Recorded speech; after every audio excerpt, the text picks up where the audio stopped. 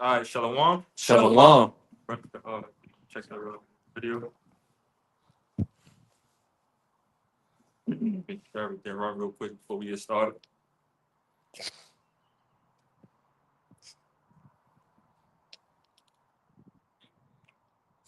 You're testing. Yeah, it should be testing. You hear that? You're testing. Yes, yeah. All right, Shalom. Shalom. We the GMS New Orleans Saints here to bring you a live lesson. Prior to get started, we're going to give infinite honest prayers unto Yahweh Ba'Shem, Yahushua Ba'Shem Kakadash. double honors to the elders and apostles of Great Millstone who taught us his truth. Peace and salutations to the hopeful elect. You Akim, you Akwat, which you brothers and sisters in the Hebrew, I believe. Shalom. Shalom.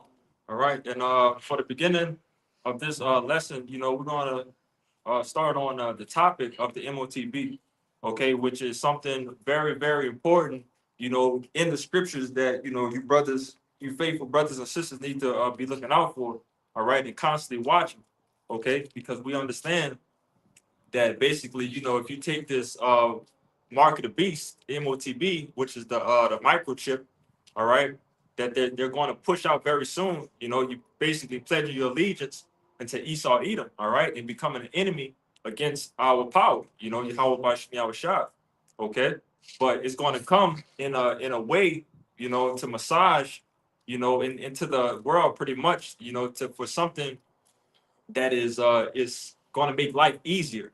Okay, it's going to make everything okay, and it's going to make everybody a better person. Once they take this thing, okay, and they're going to show you it throughout the movies and different type of Netflix shows.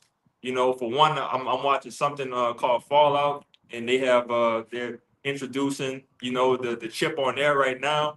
All right, and it's basically the way that they put it on the show is for the bad people. All right. If you were a murderer, if you were a thief, if you were this or this and that type of person that happened to be evil in the community, once you take this C hip, basically they get your mind together and you're in one way in order, pretty much with the system that's going around in the world. Okay. But again, when you take this, which we telling you, do not take that chip. Okay, that's going to pledge your allegiance to Esau Edom and not our power. But brother could kick me off that Revelation 13 so we can see, so we can explain what the chip is. This is Revelation 13, verse 16. And it says, and he caused all, both small and great, rich and poor, free and bond, to receive a mark in the right hand or in their forehead. And Oh no, go ahead. okay. And it says, and that no man buy or sell, save he that have the mark. So in your right hand or your forehead, okay. So it tells you that no man will be able to buy nor sell, which points towards this microchip, that Esau Edom is planning. All right, the brothers can also get the what is that the mischievous device? Is that in Proverbs? No, Psalms. In Psalms? Yeah. I know it's one of those. But yeah, Mona. Yeah. And it says, or the name, I'm gonna read it again. It says that no man buy or sell save he that have the mark, or the name of the beast, or the number of his name. Here is wisdom. Let him that have understanding count the number of the beast, for it is the number of a man, and his number is 666. All right, but again, furthermore, pushing, of explaining what that MOTB is. Okay, the mark of the beast. All right, they have these other camps that's going to downplay this and downplay the seriousness of it. Which the Lord is telling you here. This is a very, very serious battle. Okay. I just want to say something. Majority of the other camps say it's sin. How can it be sin? We all sin.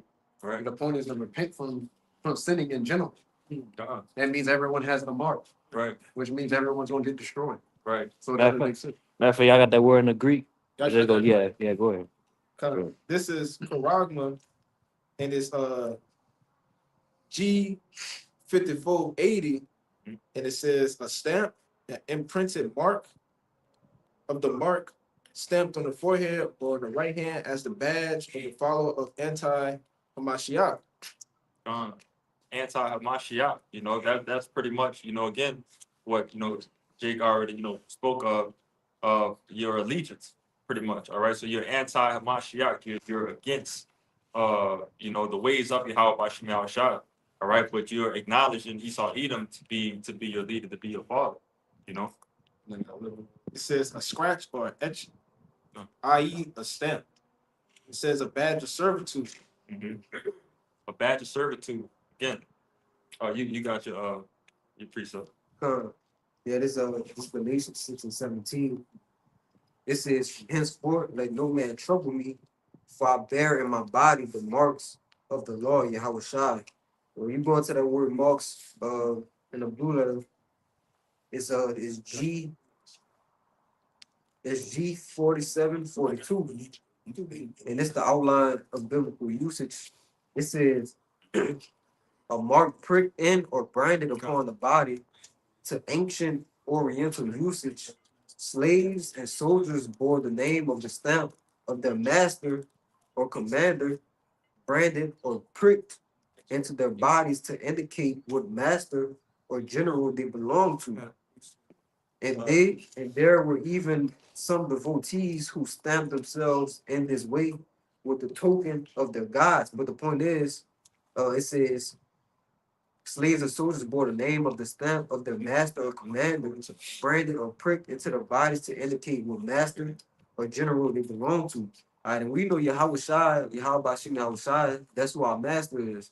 All right, so when you go to receive the MOTB, all right, you basically pledge allegiance to Esau being your new master. All right, betraying Yahweh Bashim Yahweh Shai. That's what you gotta do.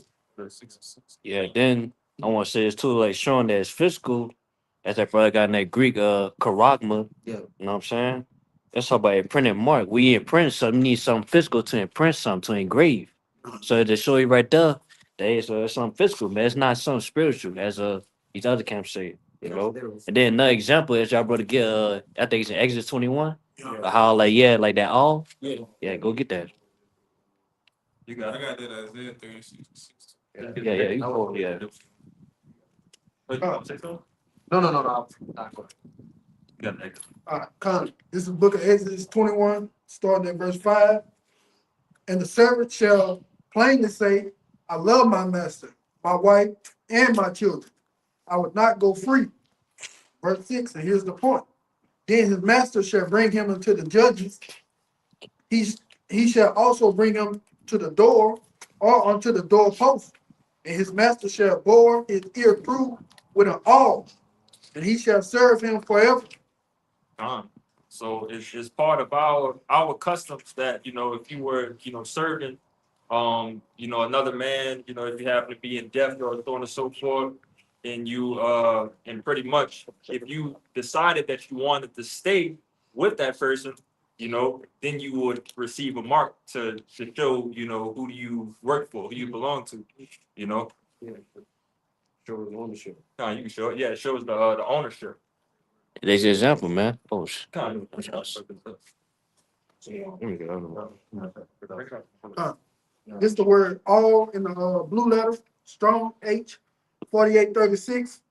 Masa'ah, all a boring instrument. Done. Warring instrument, with the brother, pretty much showing the picture of. Yeah. Yeah, if I could say, because I was holding that, right? But if you go up a little bit, it tells you about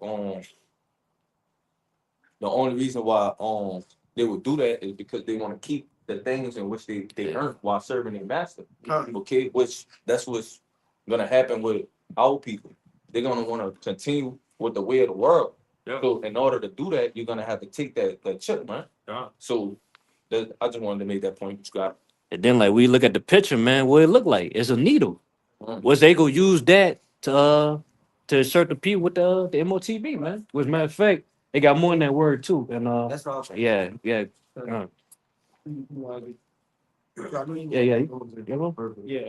stick. Yeah. You got Isaiah. Yeah. Go ahead. All right, the book of Isaiah, chapter 36, verse 6.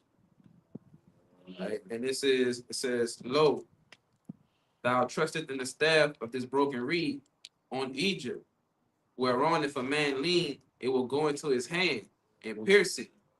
So is Pharaoh, king of Egypt, to all that trust in him. And that broken reed, is symbolic of that tool that they're gonna use to insert. And many of our people, man, they're gonna fall victim to it because you so-called Negroes, Latinos, and Native Americans still look into Esau Edom, for help, even though that is our, basically our sworn enemy, man. From the womb, you know, when Esau Jacob was born, pretty much it was constant, fighting in the belly, you know. But again, our people still look going back to this goddamn devil, for help, and that's going to be the end of you, you know. Yeah, more of that. That was Get that word from me. Yeah, This I like had some more for that word. He probably bring it up. He might bring it up. this just going into Karak's after Karak, Yes. and it says a pail or a stake, a palisade, which is I was about to say that's another one of the new words for it, right? Yeah. It says a pail or stake, a palisade, and then in the strong definition it says to sharpen to a point. It's a cutting instrument. Yeah. Pierce through.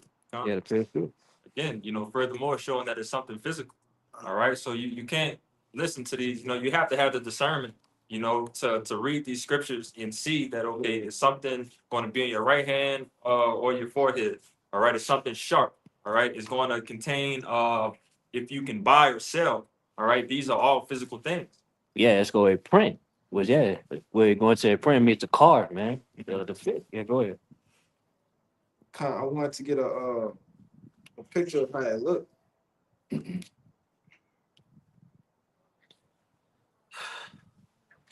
Make it out. But this the word grapho, and it says to write with reference to form of letter. It says to commit to writing things not to be forgotten, write down record. Yeah, if I could add to that graphic, it's also talking about like the data, information, like your geolocation, all that type, wherever you at in the world. You want to say something? Yeah, also, like your personal information, man. Yeah. Like all like your social security. Yeah. Like instead of like using like a card, everything's gonna be on the MOTB, man. On the chip. Medical information. Everything. Go ahead. The back each it's like the transmit, be transmitting things at all the time. Mhm. You will be located on the whatever they have the grids, yeah, the geolocation. You will be pointed out at all times. He right here, he did this, he did that. This is part of total control. This is what the brother going to. Total control. Well, that's gonna make it easier for them Yeah. to use, cause they doing it now, man, with these credit cards. Yeah. So hey, everything's gonna be on the chip to where they ain't gotta pull out information. Everything's gonna be on them, man. And the way they're gonna do it, what I'm saying, they're gonna make it sound like it's convenient, how things going on, like how these things they gonna cause problems in society. They're gonna say, look, instead of just carrying this, card or this information and all that, in your back pocket or whatever, you can have it in the palm of your hand, right there ready to go, so it can be more convenient, for you to maneuver in this society. I'm gonna say too real quick. They already got it in Switzerland. If y'all brothers, they already got it. I believe Switzerland, right? They already got Australia. yeah, the MOTBs are already implemented down there. No convenience. You know what I'm saying? They got documented about the convenience, but they got it swiping there and doing everything's convenient to them. They down with it. That's coming to America. So we get many examples, around the country. I'm not around the country, around the world of these different countries, that have already implemented some way, somehow in that system. All right, we see it in small places like the Whole Foods that they tell you that you can swipe your hand. Not only if you want to tap your phone or you can tap your credit card, but you can actually place your hand if you already jumped ahead of the curve to get this MOTB. It's like out in Sweden. Sweden was in Sweden. Yeah, they got Sweden, and then also you can't forget about China, who already implemented the social credit system. Yeah. All right, and pretty much if you're a asshole type of person is going to make your social credit go down. If you're some type of a breaker of the law or anything in that manner, you're going to be monitored and won't be, let into certain places or be able to do certain things if you're not 100%, compliant with the system. All right. You want to say something? Yeah, sure. The brother on the comment board, where are you? Was a Sean, Mike. Y'all about to come out. Yeah, the brother comment. He said, "You will own nothing and be happy." Yeah. Is a phrase derived from a 2016 WEF prediction outlining a future where products or assets service rather than individual ownership. Man, was a it's prediction of 2030. Man, was a law what man? Shit, waiting for that, man.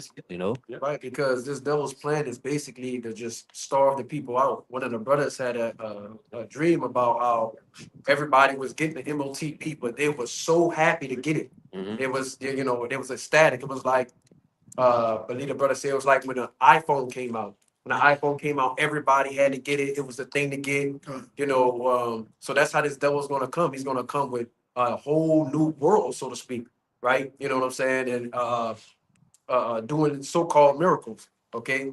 To the people, but you got it. You got that from me? Rick? I got it. Get you. This this is First Peter 5:8, and it says, "Be sober, be vigilant, because your adversary, the devil, as a roaring lion, walking about seeking whom he may devour." Gone. Yeah, as a roaring lion, seeking to who you may devour. Okay, so if you're not vigilant, to what's going on around you, all right, this damn devil is going to snipe you, man. All right, you're going to get caught. All right, you're going to get caught just because you wasn't paying attention unto the times that we're in. All right, you're thinking that we're still in the time of partying and bullshitting, and that's not the case, man. This is the time to be getting as close to Yahweh Shem Yahushua as possible. All right. Let the brother get his precept. I got a quick precept. It's the book of Leviticus, chapter 19, verse 28. You shall not make any cuttings in your flesh for the dead, nor print any marks upon you. I am the Lord. And that's plain, like, don't take it. Like the Lord said, don't put nothing in you. Don't touch your body with nothing foreign. No marks, no cuttings, nothing in your flesh. Yeah, tell you that's going off, man. Kind Because that's what they go do to put the MOTB in you, man. They go cut you, man, Right. inside your skin. Yeah. And it's crazy that, a lot of jakes that I've known, and I'm definitely one of them, we all somehow got that fear of those sharp instruments by default. I've never liked getting shots as a child or anything like that, having blood taken or anything like that. So that's always been a fear, in my mind. And, from what I'm seeing right now, I'm speaking for a lot of you brothers, but that's just some natural, things that, Jake been following the law without even knowing it. It's just some natural things that really just don't like that shit. But got some. I got some. Yeah, that's the book of 2 Corinthians chapter 2, verse 11. It says, "Least Satan should get an advantage of us, for we are not ignorant of his devices." Got it. But that's just backing up your point, right? Or what you're saying, how we have to be. We know what this devil is doing. We're paying attention. We're watching. Okay, at least we fall. But you got it. Brother, get that other one. The songs. I got it. You got it. Let's get that one. Back that up. Yeah, let's get straight to the point, bro. This is Psalms 21 and verse 11. It says, "For they intended evil against thee. They imagined a mischievous device, which they are not able to perform." They're not going to be able to perform it. All right, for the elect's sake, man. All right. The Lord is not going to allow these damn devils to basically take his sheep. Okay, it's appointed that the even said roughly paraphrasing that he knows the sheep and you can't pluck them out of his hand. Yeah. Roughly paraphrasing, brothers want to grab it, pick that up and grab it, to bring it out. But again, it's this mischievous device, this MOTB, you know, it's not going to be given until, you know, the hopefully, like, you know, you believers, you know, the men that are working, you know, to get as close as Yahweh, to close to Yahweh Shema Shah as possible. You know, get the revelation. This is Revelation 12 and verse 12, and it says, "Therefore rejoice, ye heavens, and ye that dwell in them. Woe to the inhabitants of the earth and of the sea, for the devil is come down unto you, having great wrath, because he knoweth he hath but a short time." He knows that he has but a short time. All right. So again, at some point in time, we already know that we went through this test run, you know, with the C-19. All right, seeing how everything was operating, you know, how everything was shut down. If you wanted to go outside and have some type of life, you know, you had to take the C-19. All right. So you're seeing the resistance of it, and basically, you know, we know this damn devil is a person of analytics. All right. So he got the numbers. He knows exactly what and what not to do, you know, to pretty much get most of the world, you know, to fall under subjection under his ways. All right. But again, he said that he knows that he has a short time. So he's gonna work extremely hard and, you know, quickly, you know, because the Lord is coming back soon to shut that plan up, you know, that this devil has, you know. I got that John for you. Keep it my voice. Yeah. This is John 10 and verse 27. It says, "My sheep hear my voice, I know them, Mhm. and they follow me. Yep. And I give unto them eternal life, and they shall never perish, neither shall any man pluck them out of my hand." It's Oh, let me speak on that real quick. Neither shall any man pluck them out of his hand. All right. So the Lord, again, he knows his sheep. All right. He knows, you know, who his elect is. All right. And nothing will come close to his elect. Okay. Then they have the other one in Jeremiah. Oh, is that Jeremiah? It talks about scarcely saved, scarcely be saved. Not not First Peter. That's First Peter's. Yeah. I'm thinking of the JT scripture, Jeremiah 30. Yeah. But it's like continue on. kind of one more verse.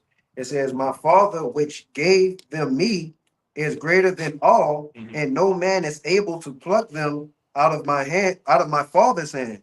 Yeah, it's basically off limits, man. The elect is off limits. All right. And you know, Satan, you know, this damn devil, Esau Edom, you know, pretty much, you know, he's eyeing the elect. All right. That's the whole purpose of him, you know, even doing this. The rest of these guys are small fish, man. You know, don't really have no purpose to them. But to try to interrupt the Lord's plan is what this damn devil thinks that he's going to be able to do, which we know is not going to happen, you know. Get him. Oh, man. Yeah. You gotta know it. Kind. Yeah, this is the back of the precept you just brought out as a kind. This Revelation 14 and 4. It says, "These are they which were not defiled with women, for they are virgins. These are they which follow the Lamb whithersoever he goeth. These were redeemed from among men, being the first fruits unto the Most High and to the Lamb." Yeah, so that's talking about the elect, you know, the sheep that's gonna follow Yahweh Shai wherever he go, right? Not being it says not which were not the following women through these doctrines and philosophies, and ultimately, you know, oh yeah, Salakia. And it says, "For they are virgins," right? And when you think about it, the elect are not going to get the MOTB, right? They're not going to be physically penetrated by Esau Edom, you know, with the MOTB, right? So that's how we're going to remain physical, like spiritual virgins to Yahweh Bashim Yahweh Shah, right? Got it. Okay. So matter of fact, jump down to 9, man. So you Verse 9? yeah. Yeah, I was looking at 9 too. Verse 9, it says, "And the third angel followed them, saying with a loud voice, If any man worship the beast in his image, and receive his mark in his forehead or in his hand, the same shall drink of the wine of the wrath of the Most High, which is poured out without mixture into the cup of his indignation, and he shall be tormented with fire and brimstone in the presence of the holy angels and in the presence of the Lamb." Yeah. So basically, man, you signing yourself up for the missiles, man. All right, for the destruction that's coming to America, you know, you're gonna have a missile with your name written on it. All right, if you decide to be overtaken, you know, by these philosophies, all right, by this damn devil and his ways. All right, it's a clear no. You know, you're not supposed to, you know, deal with your enemy in this type of way, man. All right. If your enemy is going to be destroyed, you want to go get destroyed with your enemy, or do you want to go to your side, to your power, and be safe? Like it's common sense. It should be common sense at some point, but you know, a lot of our people they're still just stuck in the ways. They're still drunk off this Babylon juice, man. Still thinking that it's a way to make it out of this thing. It's a way to have that generational wealth, you know, to continue to improve. Since 2020, you know, since that C19, you know, it's been a gradually downfall of everything in America, you know, of even, you know, just us just wanting to get the hell out of here even more, you know. I got a precept back here. Come on. It's the book of Sirach, chapter 27, verse 1. It says, many have sinned for a small matter, Yep. and he that seeketh for abundance will turn his eyes away. Verse 2. Stop. Let me get that part. Read one more time. This is the book of Sirach, chapter 27, verse 1. Many have sinned for a small matter, and he that seeketh for abundance will turn his eyes away. So for a small matter, and for him that seeking abundance, read that last part again. Seek abundance. It says, and he that seeketh for abundance will turn his eyes away. He would turn his eyes away. Okay, so Jake, who's still chasing that bag, man, who still wants to be what Jake want to be nowadays, a streamer, or still want to make it to the league, still want to have some type of worldly, you know, riches, you know, they're gonna turn their eyes away, you know, from this seat here. You know, they're gonna take the seat here, you know, in order to maintain these things, you know, in better words. Keep going. This is the book of Sirach, 27, verse 2. As a nail sticketh fast between the joining of the stones, so do sin stay close between buying and selling. You know, again, putting the microscope back on the seat hip. This is what the seat hip involves, man. Buying and selling. All right. And a lot of people, you know, not to sound like a broken record, they're gonna continue to want this life, man. This life that they've been pitched from Esau Edom, you know, that the white picket fence with the big house. Oh, got a mouthful here, brother. God damn it. That was definitely big as a motherfucker. Like it. You heard him hit that. But it said in that verse 2, it said, as a nail stick it fast between the joint on the stones was Eve. They use like the pills, the pills. So it's the same thing, like as they go use that needle, man, for the chip. So it's just it all towards to that, man. You know. Yeah, let's go back in the first verse. And many have sinned for a small matter. Many Israelites will sin for that small matter. So like you said, to get back to society, have normalcy of life, to get, you know, to feel better. You know what I'm saying? Like you said something about being excited. People be excited to take it. Yeah. People be excited when it come out. Dang, I can finally, you know, get food, get breasts, go to the mall, you know, do all type of dumb shit they do, but nothing ain't going normal. This is a digital prison that's put to come into play. Says that. Yeah, but it, like you said, it does say many have sinned for a small matter, right? So Jake do these things for little to nothing now, bro. Yeah. Like, so when these people do come down and say, oh, I'm gonna give you this if you take it. They get to throwing any little thing, bro. These people gonna go. They gonna run to it just to have that comfortability. Like the brother's been saying. Yeah. You got it. I got a quick. You could you got All right, this is the book of Revelation, chapter 16, verse 2. And the first went and poured out his vial upon the earth, and there fell a noisome and grievous sore upon the men which had the mark of the beast, and upon them which worship his image. And that's just another precept backing up, you know, what had happened to you know, people that subscribing to that. Like the brother brought out in that Revelation 14 and 9. You could bring up that James. This is the book of James, chapter 4 and verse 4. Ye adulterers and adulteresses, know ye not that friendship of the world is enmity with Yahweh? Question mark. Hebrews 11. Whosoever therefore will be a friend of the world is an enemy of Yahweh by Hashem Yahweh Shai. Gone. So if you're a friend of this world, if you're down pretty much with this world, man, you're an enemy of Yahweh Shemel Shai. All right. The Lord tell you, man, if you're not with him, you're against him. All right. So you're gonna choose your side. And you have to choose a side. It's no straddling the fence, you know. No, I don't want to be in this, you know, how Jacob be like, hey, y'all can do what y'all want to do. I'm just gonna stand outside this matter. You know, no, you have to pick a side. My All right. nigga been in, I ain't in it. Right. You know, they got some men who think that by ignoring this that they can escape it. I You know? got you one real quick to back up what you're saying. You got It's it. Matthew 6:24. It says, "No man can serve two masters, for either he will hate the one and love the other, or else he will hold to the one and despise the other. Ye cannot serve the Most High and man." You know, and that mammon, you know, pretty much going into money, you know, that's the god of many people, you know, in this world. All right. But again, furthermore, backing up the point, you know, what does that money lead to? That money usually leads to a better life, you know. So they're pretty much settling, you know, here in America, you know, and continuing to try to settle here in America, which the Lord is going to destroy this, you know. And you know, brothers will always say it, you know, it's basically you're investing into a burning building. You know, it makes no sense. All right.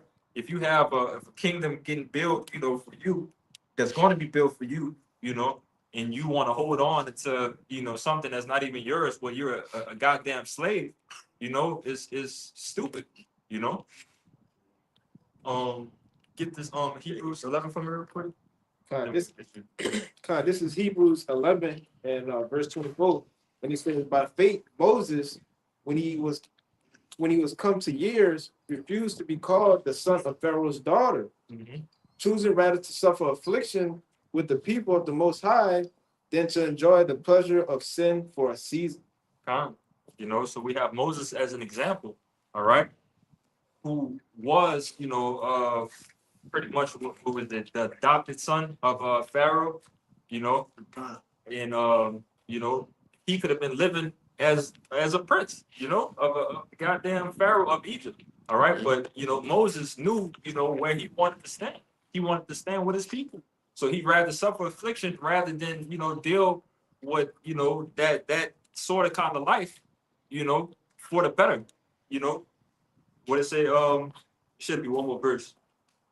But in that verse, it said for a season though. For a So he season. knew that wasn't even gonna be.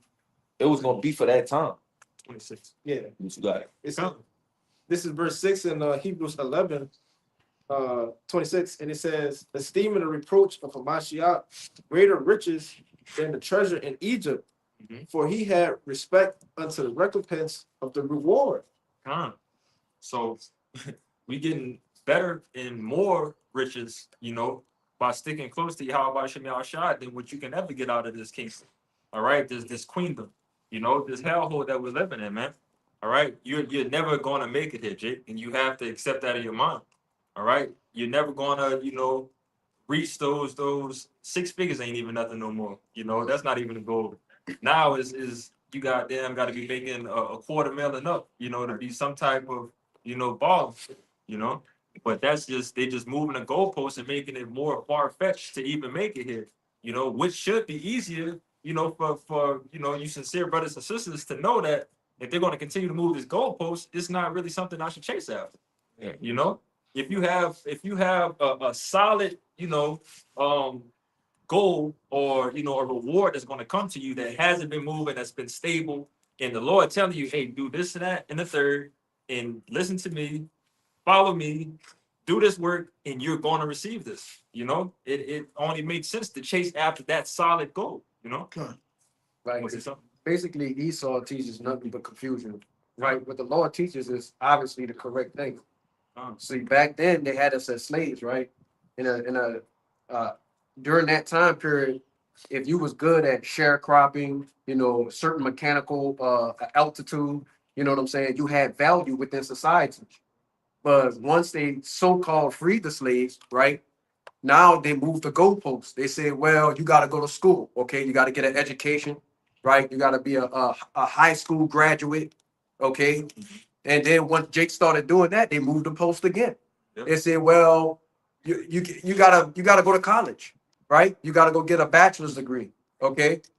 Jake started doing that. They move it again, right? So it's showing you that this devil's not gonna ever play equal, man. You know what you tries. You know he's not for you.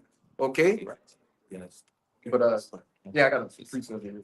You mentioned a point. It's like it's no, go ahead. Okay, kind of. I'm gonna do the free stuff. This is Isaiah 30 and verse 1.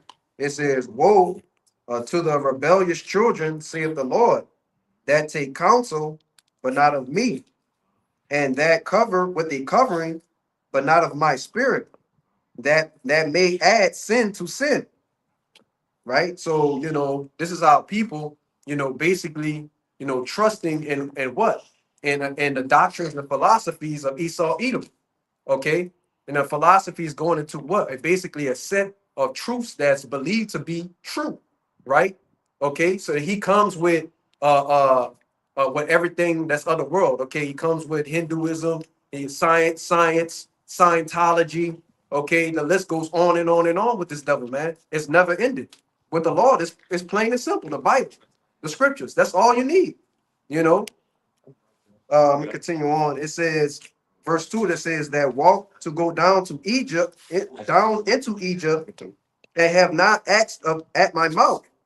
And it says to strengthen themselves in the strength of Pharaoh and to trust in the shadow of Egypt. And like I was saying, that's what our people are doing, man. They strengthen themselves in the Pharaoh, okay, the ways of the world, right? It's because the world is comfortable, right? The truth is uncomfortable, right? And Jake wants to stick to what is comfortable, okay? Because the truth exposes all your evil and wicked deeds. It causes you to change. No, they don't want to change, right? The brother said they want to be complacent, okay? Yeah, if I can back you up, that just shows the lack of faith that's in the world, which the Lord has ordained it to be this way. All right. The Lord is not trying to save everybody. All right. So the fact that they don't have that faith to believe in, something that they can't see. They don't have that power. The spirit has been given to them to see the rewards that's going to be given, the kingdom that's going to come. You so-called Negroes, Latinos, and Native Americans in these new bodies. So what's like the hopefully elect first and foremost into these new bodies, for work for the Lord. They don't see what the actual reward is going to be. I got some fire for y'all. I got you got one. Bring it out. One more. Gotcha. Come on, man. All right, this is verse 3, and it says, therefore shall the strength of Pharaoh be your shame, and the trust in the shadow of Egypt your confusion. And that's what you see from the people. No one has answers, right? Esau's he has his little people gather around at the table. They call them think tanks. They're thinking of new ways to basically deceive the people, right? But the people aren't falling for it. Okay, but no one has the answers, man. Only Yahweh Bashim Al Shah has the answers in the scriptures, man. John, You got it up. You was in Isaiah 30, right? Yeah, 30. Jump to 31. I was You got, I know. Get your three steps quick. Because that goes into what he was. Yeah, dude. Come on, you got it. Isaiah chapter 10. This is what happened, verse 20. It says, and it shall come to pass in that day that the remnant of Israel and such as are escaped of the house of Jacob shall no more again stay upon him that smote them, but shall stay upon the Lord, the Holy One of Israel, in truth. So who's that smote Israel? So-called Edomites, man. Esau Edom. All right. So again, and it's crazy as hell to even continue to think about that. This is somebody that once had you in bondage, that was graping, grown ass men, all of these other tragic things that was happening throughout slavery, and our people still put him on a pedestal to believe and trust in. Yeah, That's definitely still a mindset of a slave. All right. What you want, Isaiah 31 and 1? Yeah, 1 and 1. And I think it go to 3. Yeah, there's Isaiah 31, verse 1. It says, woe to them that go down to Egypt for help. Right. And today is my Babylon, modern day Egypt. It says, and stay on horses and trust in chariots because they are many, and in horsemen because they are very strong, but they look not unto the Holy One of Israel, neither seek the Lord Yahweh. And like the brother was going into earlier, you know,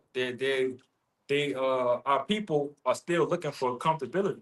All right. So in order to be comfortable, they're going to lean on what they see is the strongest, you know, power to be on.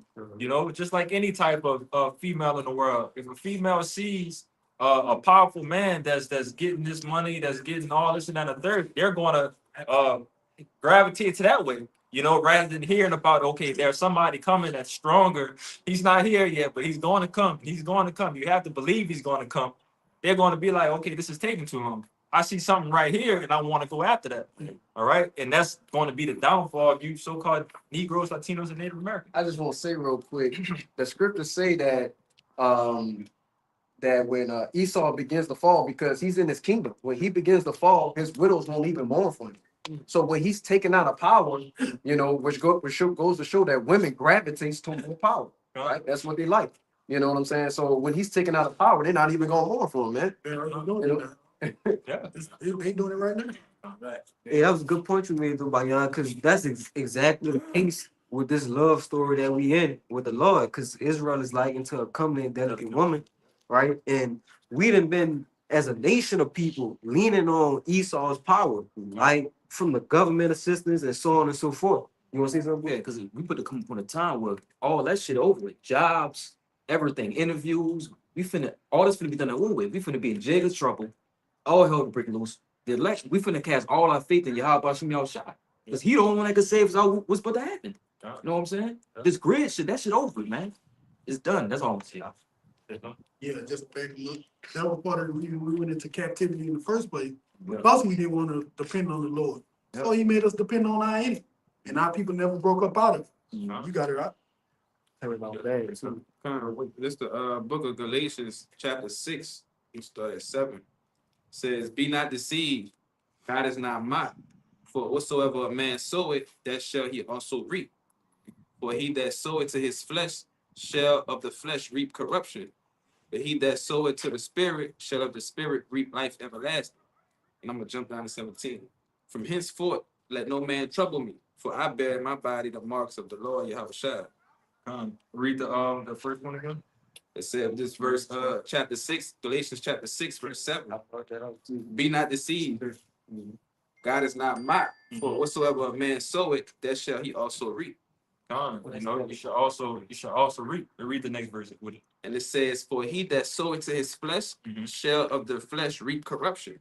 But he that soweth to the spirit shall of the spirit reap life everlasting. So, you know, pretty much looking for any type of longevity here in this hellhole that we in, man. You ain't doing nothing but feeding your flesh. Okay. And that's pretty much plain and simple. Yeah, that's death. You know, that's gonna lead to your death. All right. So the more that you wanna grow in this society, the harder you're gonna fall. You know, when the Lord comes back and destroy this place. All right. And what is giving you another example that, okay, on the other side of the spectrum, if you reap the things of the spirit, you're gonna Have life everlasting. y'all say it the right way. Read it. Yeah. It says, but he that soweth to the spirit shall of the spirit reap life everlasting. Should reap life everlasting. I had it backwards.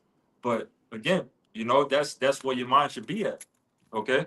To reap the spiritual things, you know, doing the work, being brotherly. You know, the Lord has not put out a grievous, you know, task for us. You know, these are all simple things that, you know, through the spirit, having the spirit is pretty much most of the thing, maintaining the spirit. So once you maintain the spirit, everything else is going to flow because you have to flow with the spirit. That means you're walking with Yahweh Shem Shai, you know, to do all the things that is pleasing unto him, you know. If I could make a point, Yeah. in verse 17, it says, from henceforth, let no man trouble me, for I bear in my body the marks of the Lord Yahweh Shai. And, you know, we were speaking of that mark, that charagma earlier. But this, you know, the mark, we carry the mark of the Lord. So we ain't by no way, shape, or fashion even thinking about no other mark that's gonna keep us here tied to this society. Wasn't that one? Was that stigma? Yeah, stigma. Yeah, stigma. That was 7 he was in? That was No, 17. 6 Verse and 17. That was Chapter 6, 6 verse and 17. Yeah, 17. Oh, that's when I had brought out. Yeah, I'm about to say. Oh. I know No. you. Yeah. Get that. You still got the author confusion? That 1 Corinthians 14. 14 and 30. Yeah, kind of. I gotta read it for you. Yeah. You got it. This is 1 Corinthians 14 and 33. For Yahweh is not the author of confusion, but of peace, as in all the churches of the saints. You know, the point is, you know, Yahweh Shai is not an author of confusion. All right. So the path that you're walking on, you know, is straight and narrow. All right. Yeah, is obstacles, you know, that you have to get through, you know, dealing with, you know, the flesh and dealing with things in the world. But the end goal is still the end goal with the Lord. You know, that's going back to the point of that goalpost movement. The Lord is never going to move that goalpost, man. All right. He's giving you direct directions of what to do, how you need to operate, and do it. You know, that's your job. And then you're going to receive that, you know, which is our kingdom. You know, your crown in our kingdom is behind that penny that the Lord has promised you. You know, you just have to do the work, you know. But now you said you had something, right? You can bring it out, brother, whatever it is. Jay, Jay got shit. Just bring it out, bro. Kind of talking about the point of like keeping ourselves out of this place, like not being held like Babylon, having that hold us back. Like with these Bring it out. possessions that we got. All right. I'm just trying to But this is Matthew chapter 6, verse 19. Where the Yahushua lay not up for yourselves treasures upon earth, where moth and rust doth corrupt, or thieves break through and steal. Verse 20, but lay up for yourselves treasures in heaven, where neither moth nor rust doth corrupt, and where thieves do not break through nor steal. Verse 21, for where your treasure is, there will your heart be also. You speak up. Yeah, God, I was just bringing it out to make a point. Like, you know, if we have our mind set upon heavenly things in the kingdom of heaven, you know, these people they have all these temporal things holding them back. But if they was not be focused upon the spirit, you know, they wouldn't take the MOTB. But that's why we're not gonna take that, because we have our mindset on a whole different kingdom. Kind of read that last part again, or where your mind, where your heart is. Verse this is Matthew 6, verse 21. For where your treasure is, there where your heart is also. Yeah. Again, you know, furthermore, backing up brother, land back and you know what he said, you know. So if you're setting your treasures, you know, into heaven, you know, which is our heaven, heaven is a condition, first and foremost.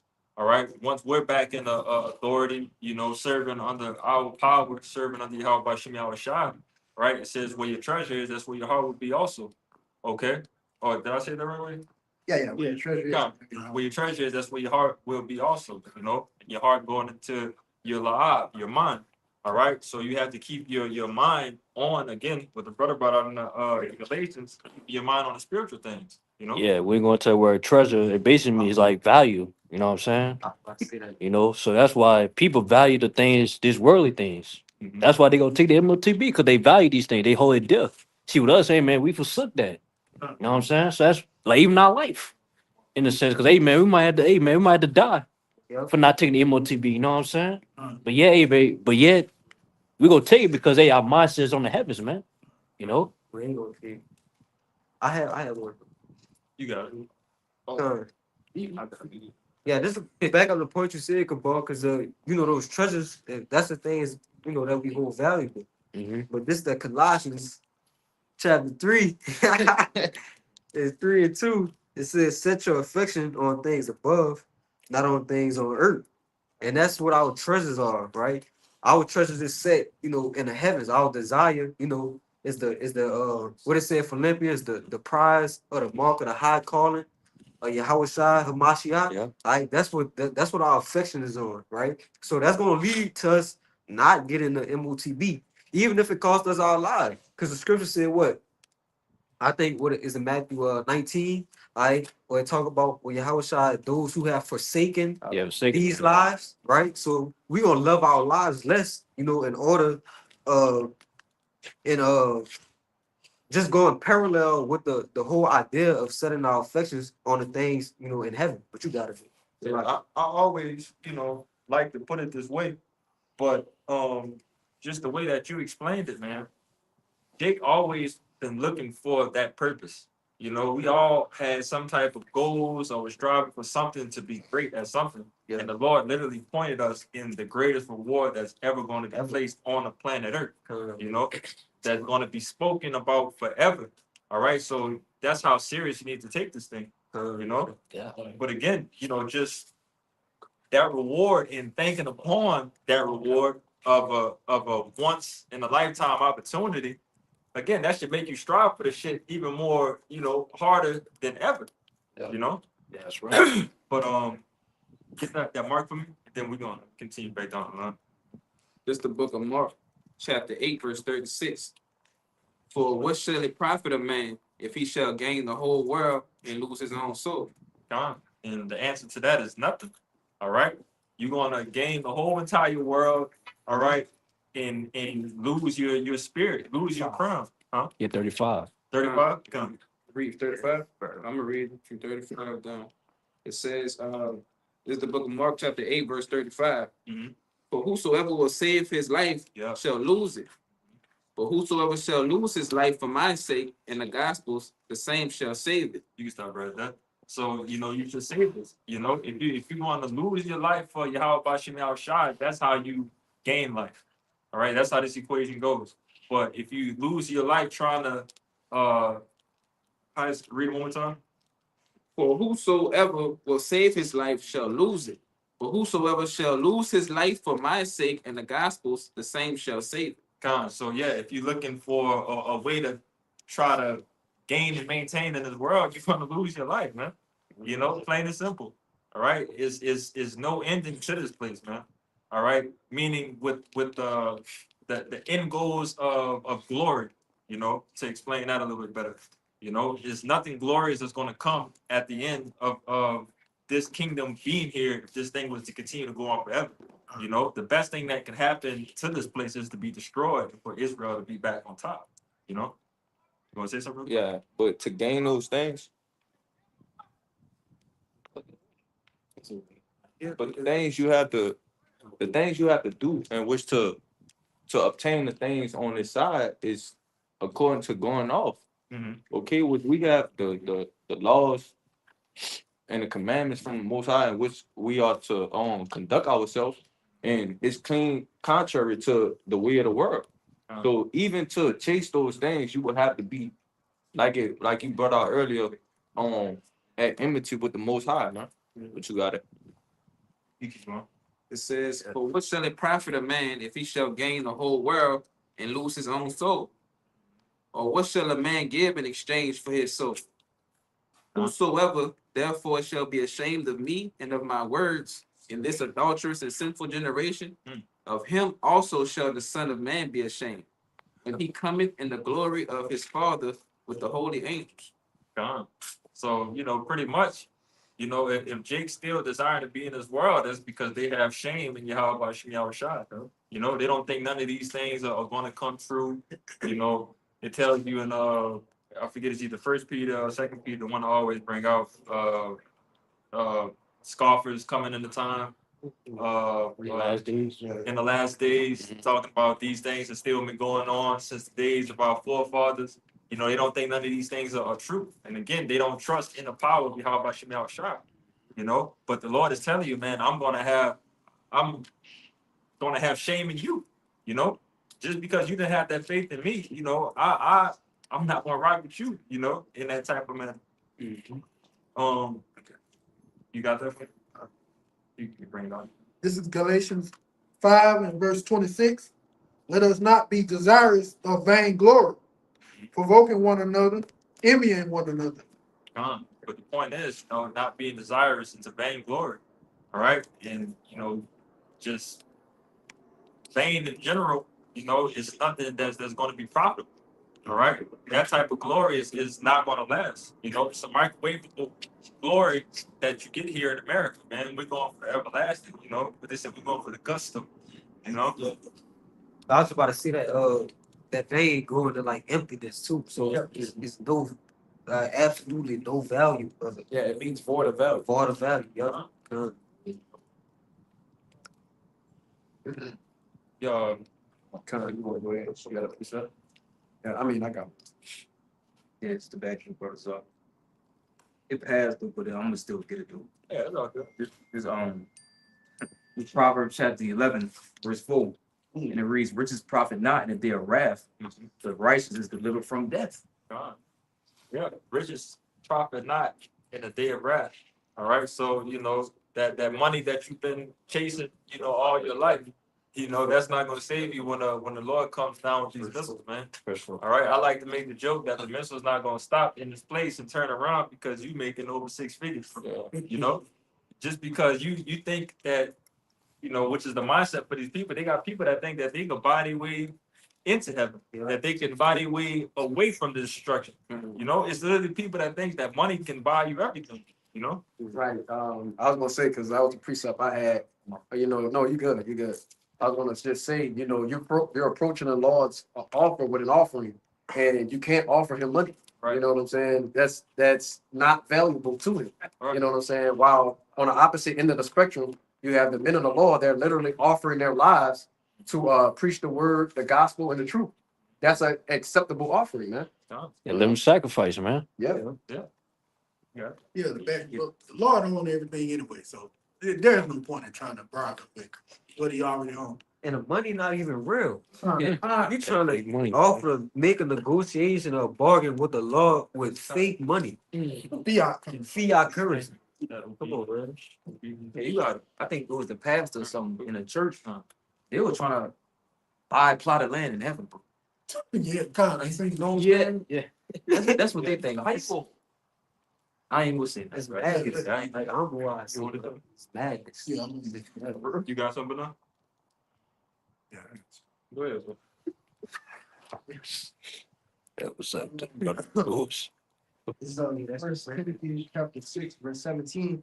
Charge them that are rich in this world that they be not high-minded nor trust in uncertain riches, but in the living God who giveth us richly all things to enjoy. Okay. You got it.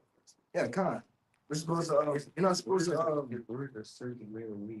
it says to be it says to not trust in uncertain riches. You know, these people, they trust in this world, they trust in the system, which is gonna really lead to their downfall at the end of the day. Down. Yeah, it's uncertain. You know. Yeah, it tell you in the scriptures, and that day they gonna catch they gold and they silver in the street. So that's not gonna be able to help you in that day. You got it. Yeah. You got yours. God, this is 1 John 2 and 15. Love not the world, neither the things that are in the world. If any man love the world, the love of the Father is not in him. You want to read some more? Verse 16, for all that are in the world, the lust of the flesh and the lust of the eyes and the pride of life is not of the Father, but of the world. Yeah. And I brought that out just for those people who think, you know what, I don't really want to deal with the Lord. I rather deal with making this money or following after things of the world. It's just gonna end up leading you to your death anyway. So it's basically just let it go. Yeah. It's basically, you know, again, you are expressing the side that you're on. You know, read that first verse again. Come, verse 15. Love not the world, neither the things that are in the world. If any man love the world, the love of the Father is not in him. Yeah. So any man that love the world, the love of the Father is not in him. All right. Plain and simple. Nothing even really break down in it. It was a precept back in the brothers from earlier. It paid. I'll bring it up. Yeah. That's the book of First Peter. I'm gonna start at 3. Blessed be the God and Father of our Lord Yahweh Shai Mashiach, which according to his abundant mercy hath begotten us again unto a lively hope by the resurrection of Yahweh Shai Mashiach from the dead. It's the point. To an inheritance incorruptible and undefiled, and that faded not away, reserved in heaven for you. The point is, you know, our inheritance is incorruptible. You know, the brothers was talking about how they had pastors trying to buy land in heaven, you know, our these corruptible pastors and stuff like that, just taking money and stuff like that. Our inheritance is incorruptible. Yeah, Samuel. Yeah. Yeah, this is 1 Samuel 15 and verse 22, and it says, and Samuel said, have the Lord as great delight in burnt offerings and sacrifices, as in obeying the voice of the Lord. Behold, To obey is better than sacrifice, and to hearken than the fat of rams. So what brother was going into earlier, which you mentioned it in a certain way, as a guy, offering for offering. Yeah, you're approaching the Lord's offer with an offering, right? He's offering you salvation, right? The kingdom of heaven, immortality, and you're offering him money. You know what I'm saying? That's unacceptable. Right. You know. Yeah, but what the Lord is telling you is acceptable, is obedience. Mhm. Just listen. Listen to what I'm trying to tell you. The Lord has given us the book and the spirit, for the keys of our salvation. All right. If you follow these step by step, play by play, you're gonna receive your crown. Plain and simple. It doesn't say anything about getting this amount of money. Once you get this amount of money, now you're going to be safe for this amount of time. Nah, the more that you plant yourself in this world, we've been bringing out, is the more that you're going to get destroyed. You know, Mhm. One more verse to go along with that. you got it. This is in verse 23. It says, "For rebellion is as the sin of witchcraft, Mhm. and stubbornness is as iniquity and idolatry, because thou hast rejected the word of the Lord. Mhm. He have also rejected thee from being king." Come. So read that and stop at the rebellion and then the stubbornness. Okay, for rebellion is as the sin of witchcraft. All right. So you commit sin first and foremost. With the rebellion. You know, this is considered rebellion if you're not going with the ways of Yahweh Shemel Shah. You're trying to go against the ways of Yahweh Shemel Shah. So now you consider a rebel, and now you consider an enemy. Right, the Lord giving you the ultimate penalty Yeah. because the Lord told you, "I suffer not a wish to live." Right. So the instant, as soon as you go against the word, is death. Yeah. You know, Yeah. You're a rebel. Yeah, go ahead. and it says, "And stubbornness is as iniquity and idolatry." So being stubborn, which we know that's the story of Israel, being stubborn, all right, being stiff necked, all right. And the Lord even brought out examples of an ass and an ox being more loyal to their owner than his goddamn people, The ox was his owner, and the ass is master's crib. Con, Yep, but my people, Like I said, and both of those are two stubborn ass the people. most stubbornest animals. And Israel worse than them. con. But what it said about the stubbornness? Read that one more time. And it says, "And stubbornness is as iniquity and idolatry." So again, it's giving you another equivalent to the sin that you commit by being stubborn and being rebellious. All right. All you have to do is hearken unto the Lord, man. The Lord is a man and a power that cannot lie. All right. And if I can make a point, you can read that last part you just said. And stubbornness is as iniquity and idolatry. Yeah, that's why the Lord had to take us sacrificing, these animals to the altar all the time, right? Because it was just building iniquity upon us, Right. right? Because Jacob have a sacrifice set up just to go do evil. Right? That's why I said in the with the verse 22, to obey is better than sacrifice. Why? Because you have to transgress the Lord in order to make the sacrifice. Right? He rather you just be obeyed just to obey the first time, Yeah. and to listen than to be, stubborn or rebellious, because it'll just build iniquity upon you. But you got it, bro. Yeah, You good. always think. I would say, The first time, but you got it. I would say too, 'cause it's a thing of it's a righteous sacrifice, Yeah. it's an unjust sacrifice. You know what I'm saying? You got it. Yeah. And just the stiff neck of our people, man. The Lord had to put these things in place because niggas has constantly been going off this type of way. Yeah. Choosing, again, brother brought it out earlier, but always choosing other things over the Lord. All right. And the Lord is telling you, man, this is the last go round. You pick your side, who you want to deal with. You're gonna serve me. They got enough. That's what Joshua, right? That's me and my house. We should serve the Lord. Yeah, but it That's mentions something else when it talks about serving the gods. Serving other. Okay. Yeah, bring I it. think it's in 10. That's better than holding the precept. Hey, cool. This is in case y'all- This is Joshua chapter 24, verse 15. And if it seem evil unto you to serve the Lord, choose you this day whom ye shall serve. Ye will serve. whether the gods which your fathers served that were on the other side of the flood, or the gods of the Amorites in whose land ye dwell. But as for me and my house, we will serve the Lord, Yahweh. God, for me and my house, we can serve the Lord. And, I can speak for every single one of, you believe it's the Yahweh Shah.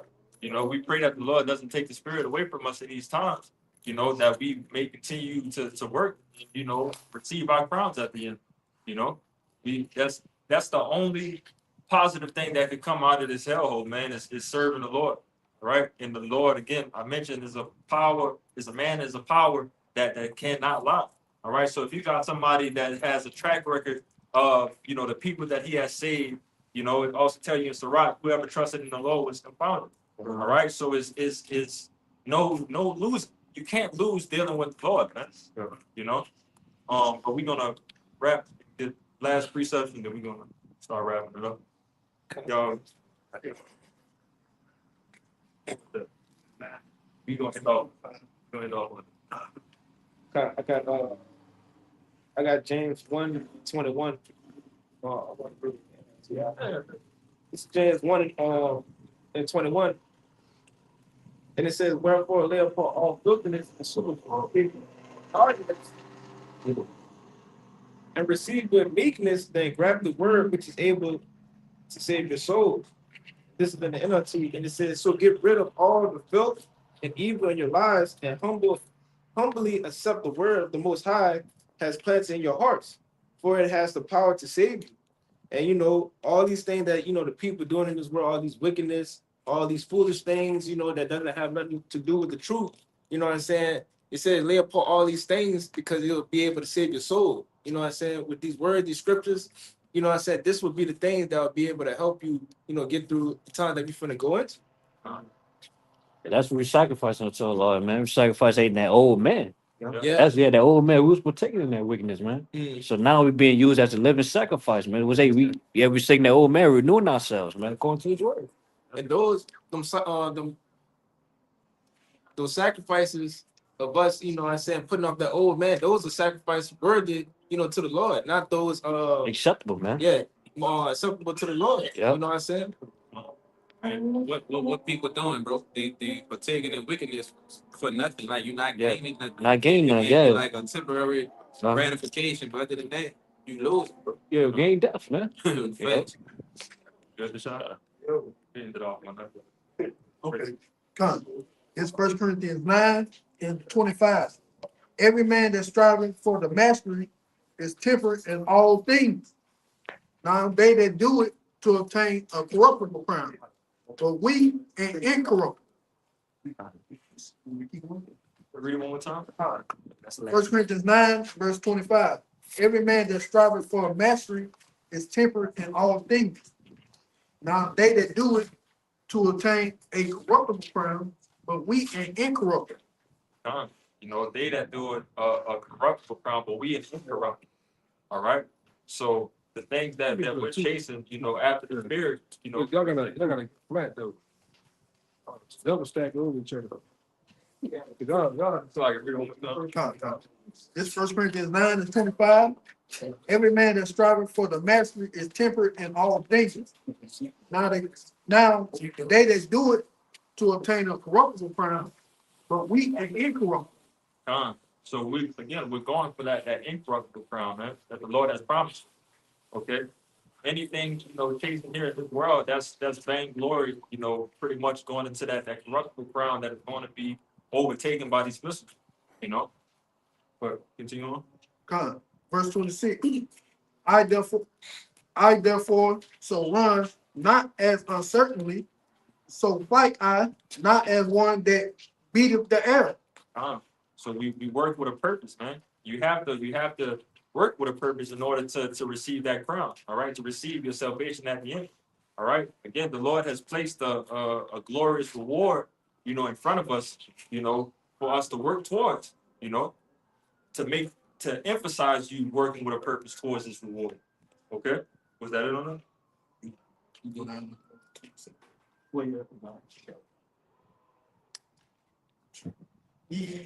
Yeah, you can finish it off. It's 1 Corinthians 9:27. but I keep under my body and bringing it to subjection. Mhm. These that by any means, when I have preached to others, I myself should be a castaway. So keeping your body under subjection.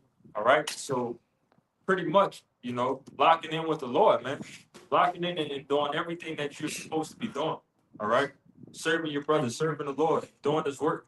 All right. Keeping your body under subjection. Beating that old man, killing that old man. All right. Keeping that old man away, from what you're actually trying to prosper to, which is the kingdom. All right. We know that this flesh can't inherit the kingdom. All right. So we need to do everything in the best of our ability, to show the Lord that we are those faithful servants, But yeah, good. Everybody good? Bring it on. This is the book of James, chapter 1, verse 12. Blessed is the man that endureth temptation, but when he is tried, he shall receive the crown of life, which the Lord had promised to them that love him. Huh? Yeah. Blessed is the man that endureth temptation. All right. So that temptation that we constantly, fight through day in and day out. All right. It's a reward at the end of the man. God, even the temptation that we were coming up against. All right. So, you can't be tempted, for this MOTB, once this thing is placed in front of all of us, you get past that battle, which is a major battle that the Lord is going to place in, here at this world, you're going to receive a great reward, man. You got it. This is Revelation 3 and 10. And it says, because thou hast kept the word of my patience, I will also keep you from the hour of temptation, which shall come upon all the world to try them and dwell upon the earth. You got it. Pretty much, for the men and the women, the elect who endure these troubling times, keep the word of his patience, he will be able to, protect you in those times. He'll keep you away from the hour of temptation, which is that MOTB. You got it, Rashad. I got that. Bring it up. It's John 17 and verse 9. I pray for them. I pray not for the world, but for them which thou hast given me, for they are thine. And all mine are thine, and thine are mine, and I am glorified in them. And I brought that out just to say Yahushua is praying for us. So even in the time when MOTB is coming, he's praying for his election, who we hope we are. It's like, you finished on it? Done. Let me get you. There we go. This is the book of Revelations 22, verse 12. And behold, this Yahushua speaks to read that. And behold, I come quickly, and my reward is with me to give every man according as his work shall be. Which that reward goes, twofold. Okay, the Lord is coming to give, the righteous men their reward, pretty much the salvation, their crowns, but also giving, you non-believers, that reward of destruction. All right. So again, it should be a no-brainer what side you want to be on, but the Lord has definitely put the spirit on, 2/3 of our people, to not comply. All right, for them to receive that reward of destruction. All right. Got the Isaiah. This is Isaiah 40 and verse 10. And it says, behold, Yahweh power will come with strong hand, and his arm shall rule for him. Behold, his reward is with him, and his works before him. Verse 11, it says, he shall feed his flock like a shepherd. He shall gather the lambs with his arm and carry them in his bosom, and shall gently lead those that are with young. Pretty much, leading those believers, man. So that reward, coming for those believers specifically. You want to, he said, you're going to carry in his bosom, pretty much carrying them close, And that's where you want to be. It tells you also, brothers, the hard used to always like to get them strong towers. That's the only Proverbs 18. The con. Proverbs 18 and 10, the Lord is a strong tower. Probably get grabbed every I get it. Better slay. and you wild. This Proverbs 18 to 10. It says the name of the Lord Yahweh is a strong tower. The righteous runneth into it and is safe. Con. The righteous run into it is fit. The righteous are running close to Yahweh Shemel Shai. That's how you're going to be saved. All right. That's how you're going to be saved. That's how you're going to be safe. And that's how you're going to receive that reward. You say you got something? Yeah. Bring it out, but we just been bringing it up. Let the spirit go away, bro. Yeah, that's the it kind of goes to Revelation 22 Con. about that whole reward, But it said it's Matthew chapter 6, verse 33. It says, "But seek ye first the kingdom of all power and his righteousness, and all these things shall be added unto you." Starting off with the plant, all right, that sprouts up. The roots has to be rooted in what? In seeking the Lord first, right? This truth, this ministry, this has to come first in order for us to receive any type of reward. All right. In order for Yahweh Shai to be satisfied with what we have done, this has to start first. It starts within us, man. You got it. So you have something to lie? Got it. Go ahead. This back this brother up.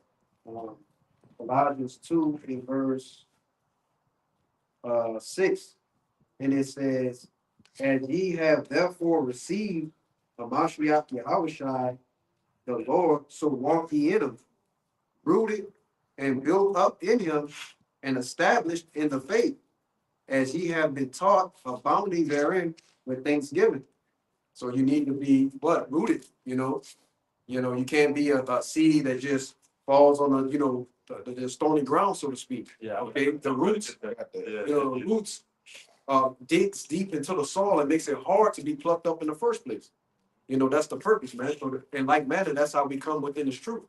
But you got brother to also get the other parable with the built on the sand, a rock. So I mean, Con. You got that? I got it, Mark. Yeah, bring that, and then we're gonna bring out the other parable. All right, this the book of Mark, chapter 4, verse 14. It's the book of Mark, chapter 4, verse 14. It says, "The sower soweth the word, and these are they by the wayside where the word is sown. But when they have heard, Satan cometh immediately and taketh away the word that was sown in their hearts. And these are they likewise which are sown on stony ground, who, when they have heard the word, immediately receive it with gladness, and have no root in themselves, and so endure for a time. Afterward, when affliction or persecution arises for the word's sake, immediately they are offended." You want to speak on it? Yeah. So basically, by them being, this is a parable for people pretty much getting the truth, doing the works at the beginning. All right, but they're not sowed in the ground, rooted in the ground. They're not rooted in the ground completely. So when the times of trouble, what it mentions? It says, "So when affliction or persecution arises for the word's sake, immediately they are offended." So by them not being completely rooted in those, times of trouble or so, that's going to show how easy and quickly that they're going to fall out.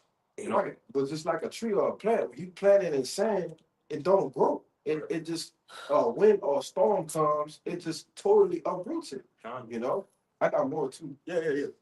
In verse 18, it says, "And these are they which are sown among thorns, such as hear the word, and the cares of this world, and the deceitfulness of riches, and the lust of other things entering in, choke the word, and it becometh unfruitful. And these are they which are sown on good ground, such as hear the word, receive it, and bring forth fruit, some 30-fold, some 60-fold, and some 100." So those that's being, rooted in the good ground, pretty much, pretty much being rooted to Yahweh Bashim Al Shah, man, in the complete understanding. All right. That's what's going to lead to what it mentions again. Bringing forth fruit. Bringing forth fruit. Down go down like a list of. It says, and hear the word and receive it and bring forth fruit. Some 30-fold, 60-fold, and some 100. And that could lead into the parable of multiplying your talents. Yep. So again, and it's crazy how the Lord can make all of these things, wrap around to each other, to have the understanding of being rooted in what is the result of being rooted in Yahweh Shemel Shah. Right, and that's what the whole deal with Yahweh Shai. So he's the soul, right? The spirit and power of Yahweh Shemel Shai. He's the one sowing the word, right? He's planting the seeds in our minds, right? And when it likens all of these things happening, all right, the deceitfulness of riches, right, the cares of the world, all these different things that start to go down and happen, right? That's why here at Great Millstone, all the brothers that's here can speak and tell you. We first coming in, brothers gonna tell you, look, hell, you gonna catch hell, man. Yeah. Brothers have testimonies of catching hell. You cross over that camp, you gonna catch hell. Yeah. You see, because what? Yahweh Shai, he said that. Yeah. Right? But when you endure, right, and you keep going, keep pushing, what happens? You start to bring forth that fruit. You see? And the Lord is ultimately what? Pleased with that. That's how you're gonna receive that reward in the end. Well, what? Bringing forth that fruit, man. You got it. Also, brothers don't have to get it, but you just made me think about when talks about how wisdom is going to try you at the beginning. At the beginning of this whole entire thing, you're going to be tested some way, somehow. For the Lord to know if He's going to deal with you, if He's going to continue to deal with you. Let's get that back real quick. Book of Matthew chapter 7. We do start at 24. And the reason is therefore, whosoever heareth these sayings of mine and doeth them, I will liken him to a wise man which built his house upon a rock. Verse 25. And the rain descended, and the floods came, and the winds blew and beat upon that house, and it fell not, for it was founded upon a rock. And everyone that heareth these sayings of mine and doeth them not shall be likened to a foolish man which built his house upon the sand. And the rain descended, and the floods came, and the winds blew and beat upon that house, and it fell, and great was the fall of it.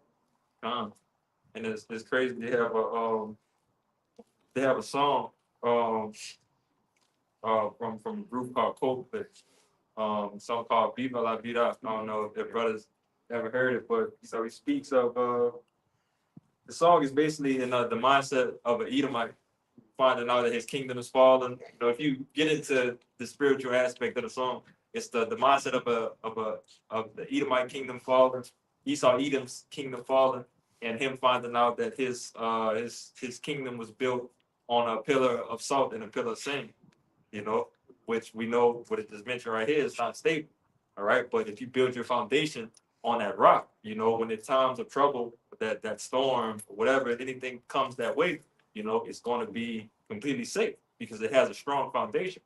All right. And if I got add, in that song, he was basically, praying to God as he already fell from out of his power, that he was being hunted to being taken out, period, just in general. But he's not even in his power anymore. Right. The kingdom's already fell.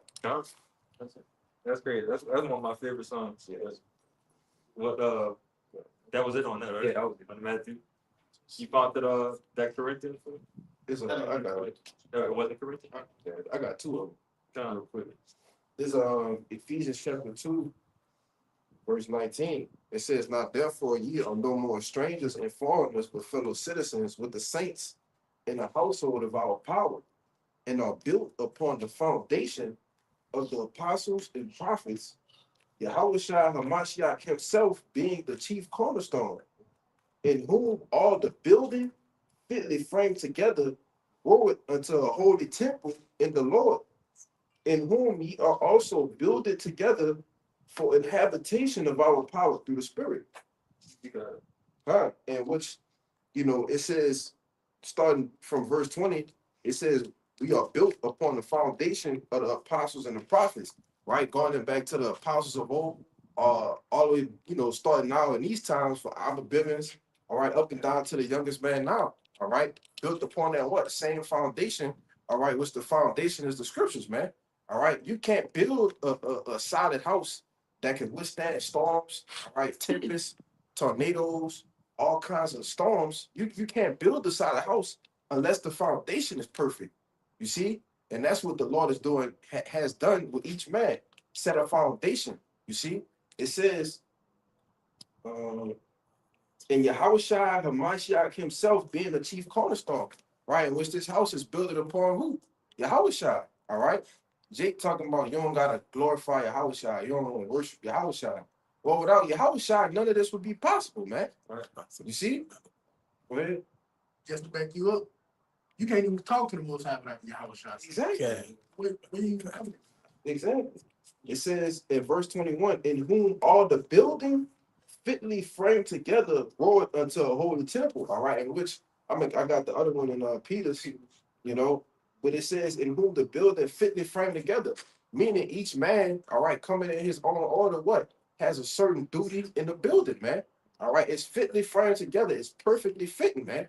All right, and then 144,000, everything is going to fit perfectly. You see? Want to say something? Now you pretty much making a point. There was something you said that I wanted to. It's another one I'm looking for, and it was either Wisdom of Solomon or Sirach when it talks about the stability of the household of a building.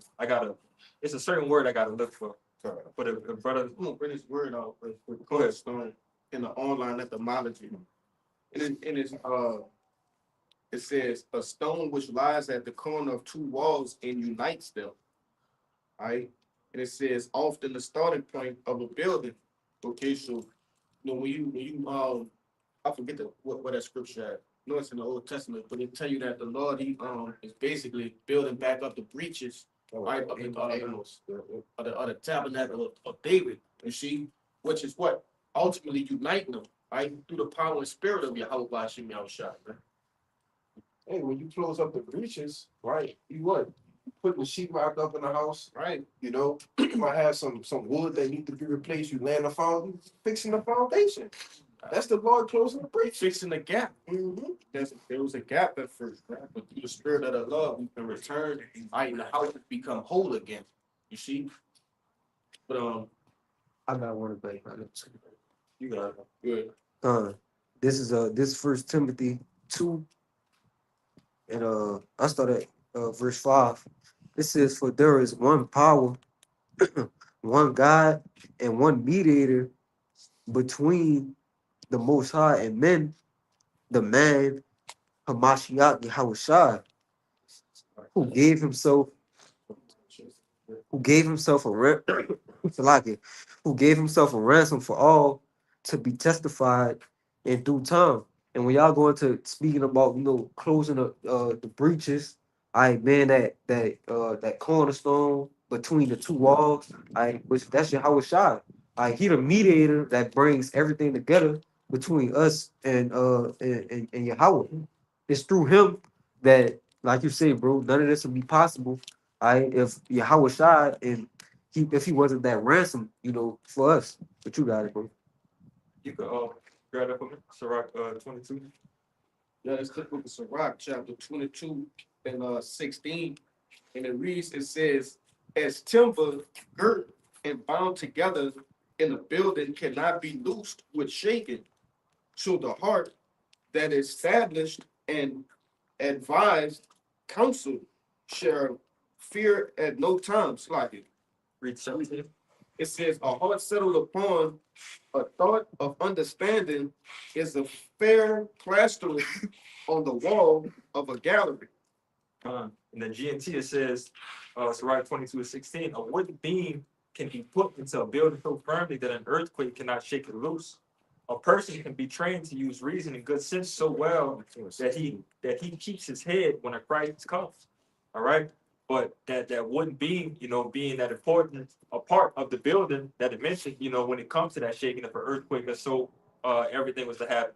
But if you was to have that stability, which that stability of having the spirit and trusting to Yahweh Shem Shai, you know, you're gonna have that understanding, you know, pretty much what's going on around you at all times. You know, it's really nothing to fear, you know, once that house is fairly put together, as I said, 27, 17. Yeah, that, let me go that down. fair plaster. Let me go down to verse 18. All right. It says, Pales set on a high place will never stand against the wind. Mhm. So a fearful heart in the imagination of a fool cannot stand against any fears. Con. And the pales are just, beams or poles. It's the same thing. Con. Yeah. Again, it's showing you, you know, without that stability, you know, that's where the fear is going to set in. All right. If you don't have any type of stability of what's going on around you, you know, which we have, we always bring it out in Isaiah, you know, the wisdom knowledge to be the stability of our times, of thy time. You know, that's having the truth, man. You know, having Yahweh Shem Shai, you know. But Yeah, it's kind of backing those brothers up with the the house, having those breaches in as much as holes. Okay, this is 1 Peter 2 and verse 5. It says, "Ye also as lively stones are built up a spiritual house." Okay, and it says, "In holy priesthood to offer up sacrifice, slots like it, spiritual sacrifices acceptable unto God by Yahweh Shah Mashiach." So the Lord, is the author of what? Everything that we do, right? He's the foundation, which is going to say in the next verse. But he's also, built us what? As stones to fill in the gaps of this house, man. Right? And that's how we're coming, man. The spirit gives us life. Okay. And it says, "Wherefore also it is contained in the scripture, Behold, I lay in Zion a chief cornerstone," right? This is Yahweh Shai. It says, "Elect, precious, and he that believeth on him shall not be confounded." We're not confused, man. We know exactly what we're talking about, and we're fully convinced on what we're saying too. And it says, "Unto you, therefore, which believe, he is precious," right? And starting with the elders and apostles, like great millstone on down. We the ones that believe, right? And it says, "But unto them which be disobedient, the stone which the builders disallow, the same is made the head of the corner."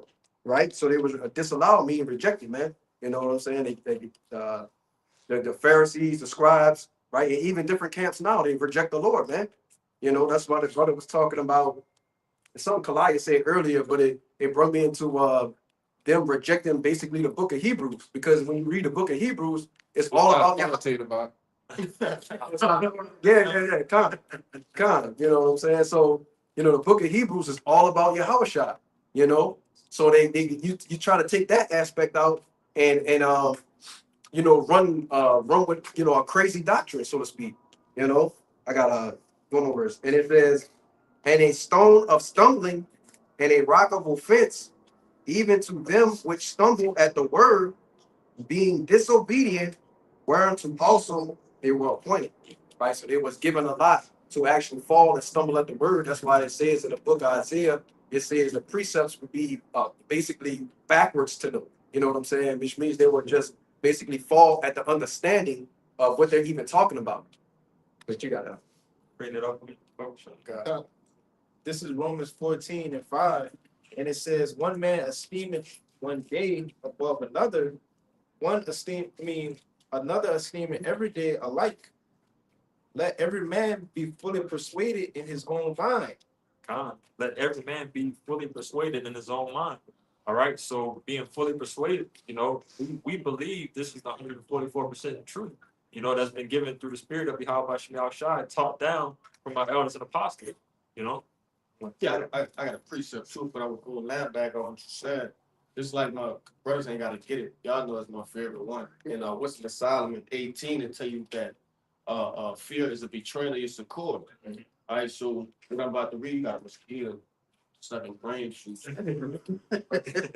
This 1 John chapter 2 and 20, and it says, "But ye have an unction from the Holy One, and ye know all things," right? Which, that unction is the eye salve, that oil in which the Lord has bestowed upon us to get us through these times, right? That's what we've been hitting at like this whole time. Okay, and when you look at the things that's coming down the pipeline, right? People not knowing when they're gonna eat, people not knowing where they're gonna live, right? They don't know, where they gonna get their next income, things like that. But the Lord has given us the understanding to know where we're gonna get ours from, right? So just laying back and on what this brother was going into, man. The Lord has given us everything we need. Therefore, we shouldn't have fear. All right. In the ancient world, the apostles and different, brothers didn't have fear. Okay. Because they understood what was supposed to happen. We know these things gonna happen. All right. Confusion is the basically the byproduct of not knowing something, man. All right. And therefore fear creeps in. But y'all got it, bro. That's a beautiful point that you made. The fear of unknown. Right. All right. And that's what we were speaking about earlier, pretty much of why people are trusting more into Esau Edom, Right. his philosophies, his world, his kingdom, because they don't truly believe and understand what the Lord coming back to do. All right. So that's easy for them to lean towards Esau Edom because they see that this power that he has. They see these devices that he's coming out to help, quote unquote, help, you so-called Negroes, Latinos, and Native Americans. But that just go to show you, how, nobody can make themselves chosen. You can't do none of that because at one point in time we were doing the same thing. Yeah. Right. But the Lord had to, wipe your eyes, okay, and give you that all in order for you to, you gotta be basically chosen from the foundations of the earth, man, to get that. Right. And when you was going into it earlier about the sword, the parable about the sword, I wanted to make this point, but it escaped me. All of your how about Shimmy Shah seeds, they gonna find root. It ain't gonna be none of them that fall by the wayside, man. Absolutely. The Lord, all the elect will make it. All the 144,000, all the innumerable multitude, they're gonna make it. But go ahead, Yeah. Oh, sure. This is Matthew 6 and verse 25. It says, therefore I say unto you, take no thought for your life, what ye shall eat or what ye shall drink, nor yet for your body, what ye shall put on. Is not the life more than meat, and the body than raiment? Verse 26, it says, behold the fowls of the air, for they sow not. It says, neither do they reap, nor gather into barns, yet your heavenly Father feedeth them. Are ye not much better than they? So, and again, it's beautiful how we, we always speak about it of how the Lord made sure that he covers all angles. He's going to destroy, these certain amount of people. He's going to protect these certain amount of people. But these people that he's going to protect, hey, think about this. Look who did this. He's going to give you a track record and he's going to show you examples of, what happened to the people, that believed him and what happened to the people that didn't believe him. Okay. But he speaks on the fowls of the air, the birds. All right. So we got the birds that wake up early in the morning, getting their worms, getting their feast. They wake up off of impulse and, do all the things that the Lord has appointed them to do. How much more the men of the Lord, his chosen men, Lord willing, we be of that number. The men that were at the beginning, the Alahayim, that helped the Lord create this entire world. Why would you not think that he's going to protect them and save them in a time of trouble? Right. And I just wanted to add to what you were saying, because you mentioned the worms. Now the worms, they're very where they're in the soil, right? But the law that had the dew come, which softens up the soil, so they come up. Right. They basically get uprooted. But as they're coming up, right, the birds are coming down to eat them, so they have something to eat for the day. So everything, like you said, is working in what? Full cycle. Yeah. Get that Timothy for me. I got it. It's 2 Timothy chapter 1, verse 7. For God had not given us the spirit of fear, but of power and of love and of a sound mind. Folks, you finish. Be not thou therefore ashamed of the testimony of our Lord, nor of me his prisoner, but be thou partaker of the afflictions of the gospel according to the power of God. So we know whatever is coming, it's an obstacle that we know that we can overcome. You know, roughly paraphrasing what it mentions in Corinthians. You know, that the Lord is not going to put nothing, pretty much roughly paraphrasing, that we cannot handle. Okay, but read that just beginning part again. Not the Verse 7. This is 2 Timothy chapter 1, verse 7. For God had not given us the spirit of fear, but of power and of love and of a sound mind. Of a sound mind. All right. So these scriptures gives us a sound mind, because you know one thing that people constantly look for, you know, believe it or not, you know, and if you don't think that you're one of them, you know, this is something that you constantly look for. That's reassurance. All right. Jake needs to be reassured, you know, from time to time, to know that, hey, you're doing the right thing. All right. That's a motivator for brothers to keep on pushing, to keep pushing. All right. We know that we're not going to get our reward immediately, but to be reassured that we're constantly doing the right thing, and having the receipts in these scriptures to see that we're doing the right thing, and the examples of people doing the right thing before us, and seeing, you know, the end result of them, is something that's definitely boosts a lot of people's spirits. You know, The men of the Lord's spirits. the men of the Lord's spirits. Come on, you got it. These scriptures is the faith booster, you know, and reassure us. I'm bringing out the book of Psalms, chapter 121. I'll start at verse 1. I will lift up mine eyes unto the hills, from whence cometh my help. My help cometh from the Lord, which made heaven and earth. He will not suffer thy foot to be moved. He that keepeth thee will not slumber. Behold, he that keepeth Israel shall neither slumber nor sleep. The Lord is thy keeper. The Lord is thy shade upon thy right hand. The sun shall not smite thee by day, nor the moon by night. The Lord shall preserve thee from all evil. He shall preserve thy soul. The Lord shall preserve thy going out and thy coming in from this time forth and even forevermore. You know, so you know the Yahweh Bahashem Yahweh is the keeper of Israel. And these scriptures are going to reassure us in those times of temptation or whatever we're going through. This our reassurance. Come. That was it on it. That was it. Got the This is the book of Psalm 37 and 3. Mhm. Trust in Yahweh and do good. So shalt thou dwell in the land, and verily thou shalt be fed. Mhm. Delight thyself also in Yahweh, and he shall give thee the desire of thine heart. Yeah. Commit thy way unto Yahweh. Trust also in him, and he shall bring it to pass. Come. That's it. And you know, pretty much, you know, you can't fail, man. All right, the Lord is telling you that He's going to give you everything of your desire. All right, He's going to should dwell you in the land, and verily thou shalt be fed. All right, commit thy way to the Lord, trust also in Him, and He shall bring it to pass. All right, it's no fail at dealing with Yahweh Shemel Shah, man. All right, Come. Oh, this come on, come on. Man.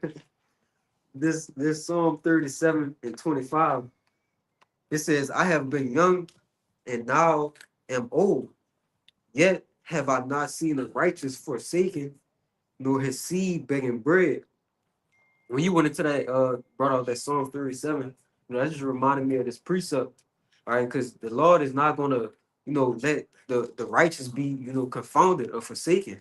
Right? He's gonna always Yahweh Bashim Yahshua is gonna always be that aid, that help, right? In any time of trouble. Just like who it was, that was the Maccabees brothers, all right, when they was putting the furnace, all right, and Yahweh Shah appeared, right? So how much more if he not yeah, Shadrach, Meshach, and Abednego. I always get them mixed up. yeah. But you want to say something? Nah, just clean it up a little bit, because we know what you're talking about. Yeah. But you know, the Maccabees pretty much were tortured. The Maccabees were tortured. And I can't say their name. Shadrach, Meshach, and Abednego. Yeah, they was the ones that was in the furnace, and the Lord appeared in there and, you know, protected them from fire. But what is one of his titles though? He called our comforter. Gone. Yep. But you still, that was it, or you want to? That's pretty much it. That's pretty much it. Gone. I got it. You got it. Is Psalms chapter 34 and 7. Then I'm gonna jump down to 15. It says, "The angel of the Lord encampeth round about them that fear him and delivereth them."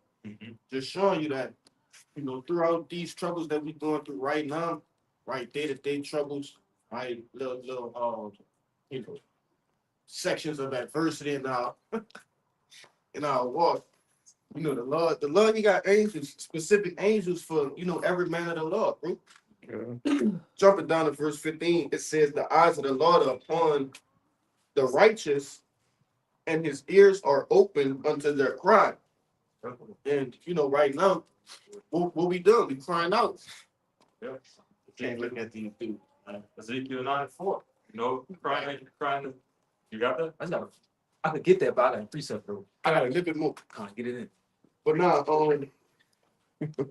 we crying out now, but how much more when the ministry stop, right? When total collapse of the society. Once we, they really start needing shit for real, right?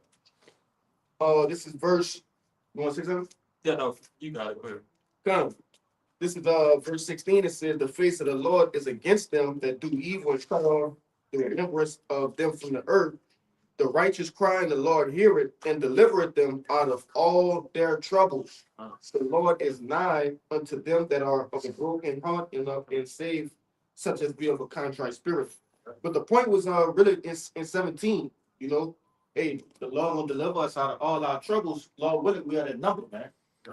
You got it. Because if you think about it this way, there's men that's right now, who still livable conditions, everything is still pretty good, and we're still leaning on the Lord. Even when things are so called good. So it's going to be the Lord is going to think about this in a better way. That even when the times of trouble, these the people that's been leaning on. All right, not these people that's calling out into the Lord. Once somebody gets shot in the head, when shit hit the fan, which a lot of these people are gonna start going crazy about. I just want to make this point because it tell you in Second Ezra, the 9th chapter, that the elect have been sealed from the very foundations of the earth. So every thing that we've been through and been saved out of was already written aforetime. Generations ago. So how much more the things that are in front of us, man? That's what makes it so scary too, and keep us pumping. With this truth. That way, in the future, we can continue to be on the right side of the law, man. You got it. You got it. Then you got it. Jordan. Oh, Let him get it. this is Sirach 2 and 10. Look at the generation of O and C. Did every any trust in Yahweh and was confounded? Question mark. Or did any abide in his fear and was forsaken? Question mark. Or whom did he ever despise that called upon his name? Question mark. No one. Verse 11. For Yahweh is full of compassion and mercy, long suffering, and very pitiful, and forgiveth sin and saveth in the time of affliction. And that's the point. The Lord ain't gonna abandon his men, even in the time of our greatest affliction, which would be the MOTB. You got it up. I wanted to tell you if you could have started at 6 or read on down. This is Sirach chapter 2 and verse 6. Believe in him, and he will help thee. Order thy way right and trust in him. Verse 7. Ye that fear Yahweh, wait for his mercy, and go not aside, lest ye fall. Verse 8. Ye that fear Yahweh, believe him, and your reward shall not fail. Verse 9. Ye that fear Yahweh, hope for good and for everlasting joy and mercy.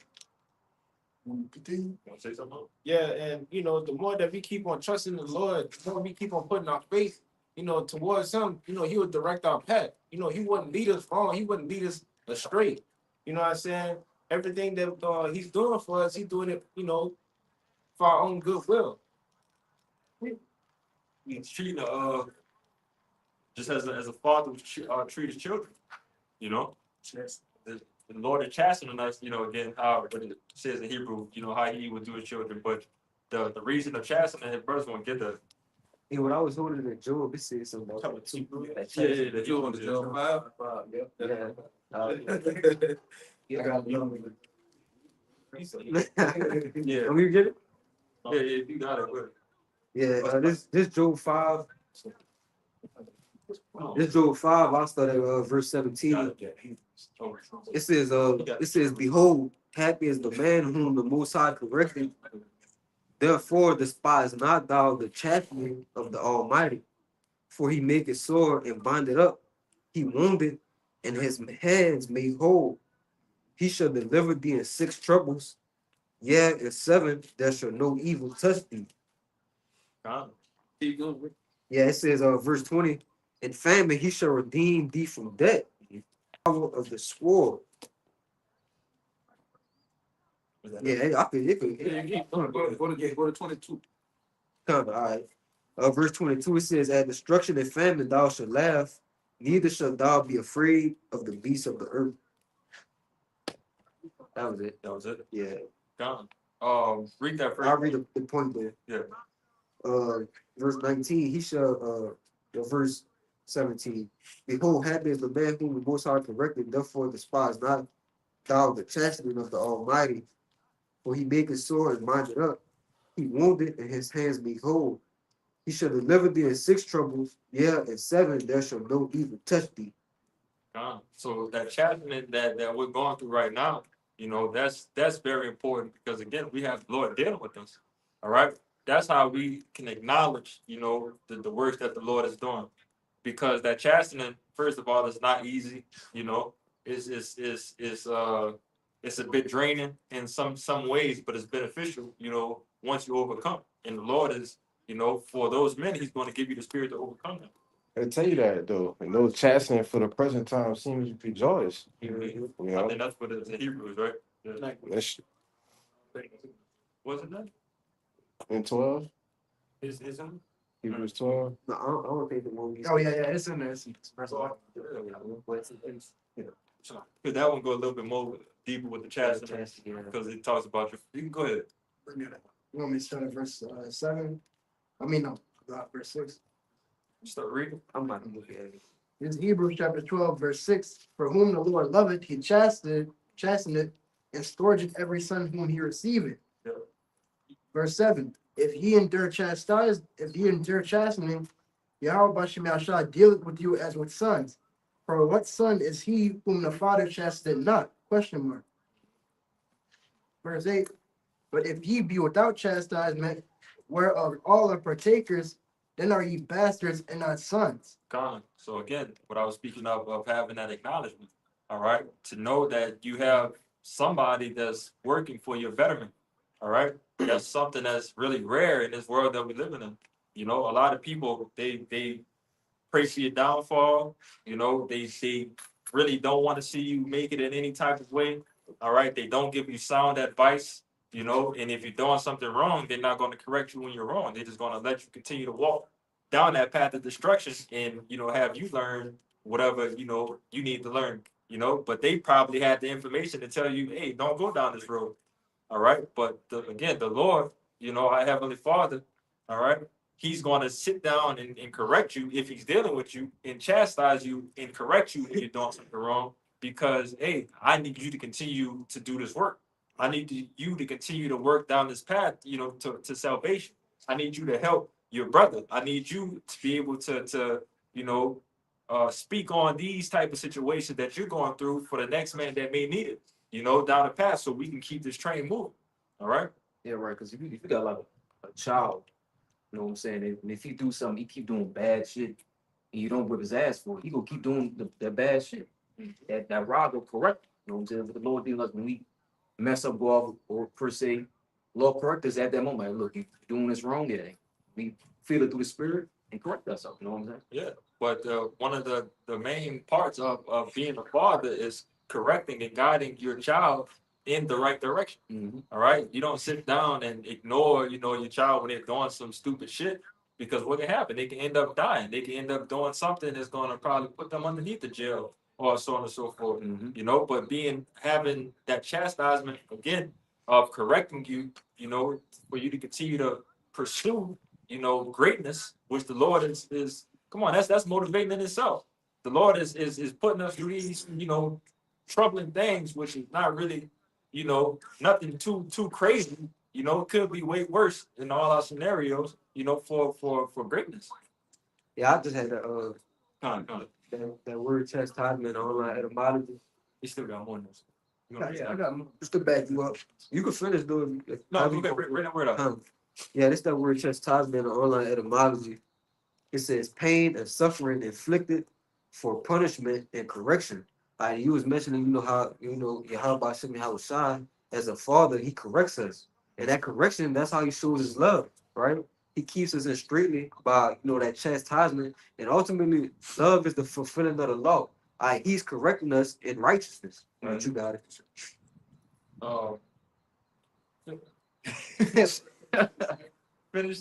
that Hebrews for me. It's still more we gotta get out of that. Verse 9. Yeah, verse 9. Yeah. I got you. Hebrews chapter 12, verse 9. Furthermore, we have had fathers of our flesh which corrected us, and we gave them reverence. Like after that, go keep reading. And we gave them reverence.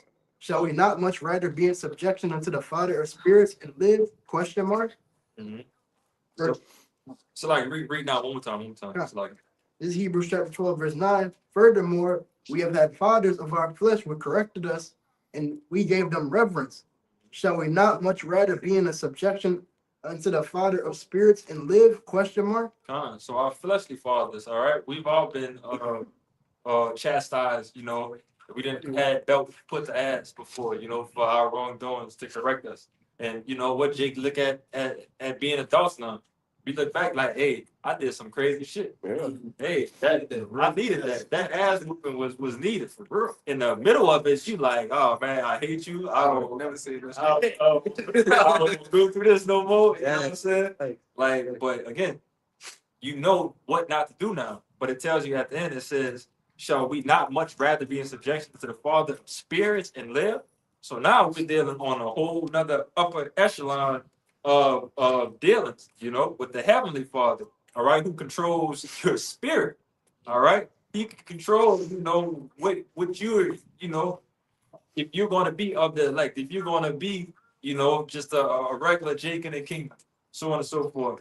All right, from the beginning, he could have controlled if you was going to be a goddamn Edomite or not. So it could have been completely worse, but this is the reference that we have to give to Yahweh Shem Yahushua, to the chastisement that he's given us. But continue on. Verse 10. For they verily for a few days chasten us after their own pleasure, but he for our profit, that we might be partakers of his holiness. That we might be partakers of his holiness. All right, for our profit.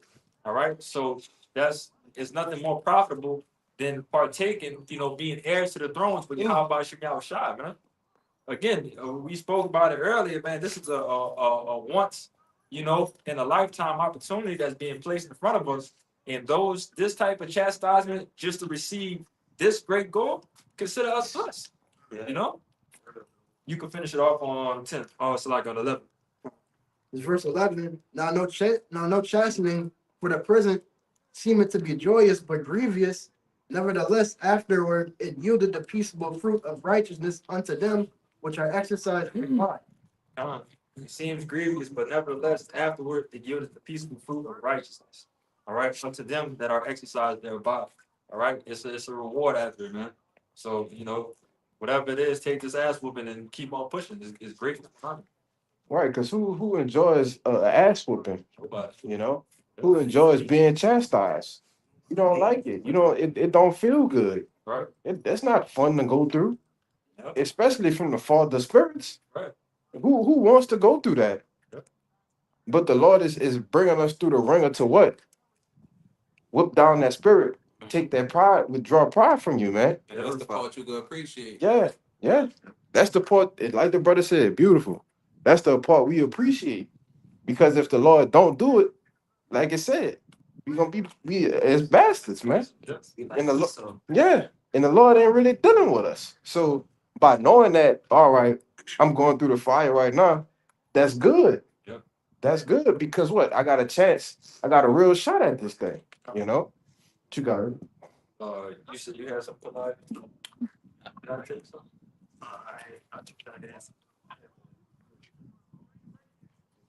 Grab here.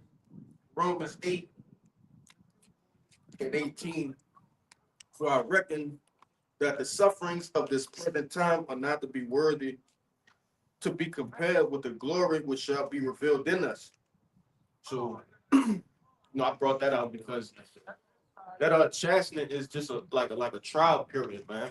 All right, it has a beginning and it have an end. And right now, we can see like shit, we finna be to the end of and that made me think of that other precept that tell you better is the end of the day than the end thereof. Yes. But nevertheless, it's telling you that these things in which we going through not to be compared to what we gonna become, man. Right. If I could say, it's almost like the metamorphosis of a butterfly, man. The fucking the caterpillar is ugly, it's just working and eating and shit.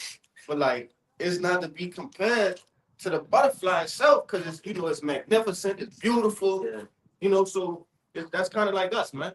Yeah, but it start off unappealing to the eye, Right. and then it turns into something glorious and beautiful. You'll never think that the butterfly come from a caterpillar. Right. I believe that process is called metamorphosis. Yeah. That's what he says. Spiritually going through a metamorphosis.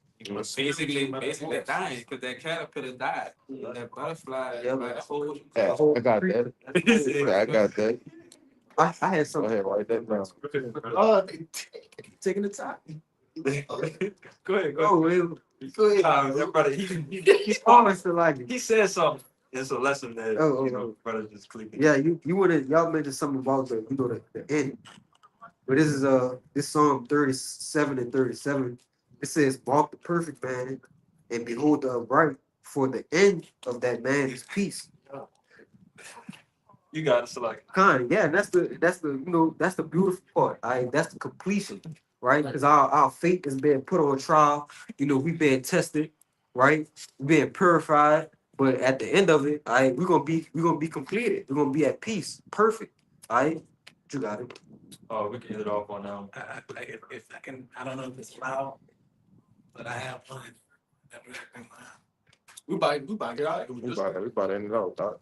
That's the last one, brother. So like, This 1 Corinthians 15 from verse 58. It says, "Therefore, my beloved brethren, be ye steadfast, unmovable, always abounding in the work of the Lord. For as much as ye know that your labor is not in vain, Yahweh shall shine." so like, read it one more time, brother. This is 1 Corinthians 15 and 58. It says, "Therefore, my beloved brethren, be ye steadfast, unmovable, always abounding in the works of Yahweh Shem Yahshai. For steadfast, always, abounding in the works of Yahweh Shem Yahshai, for as much as you know that your labor is not in vain in Yahweh Shem Yahshai."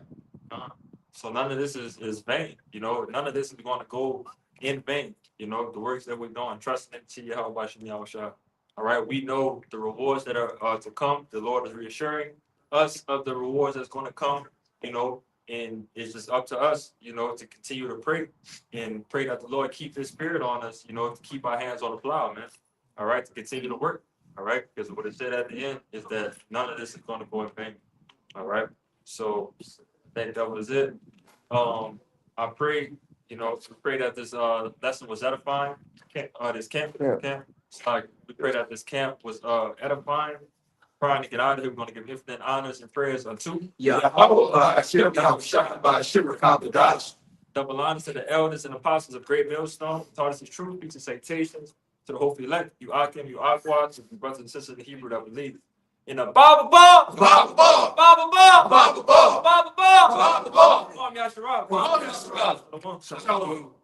you kept the camera on?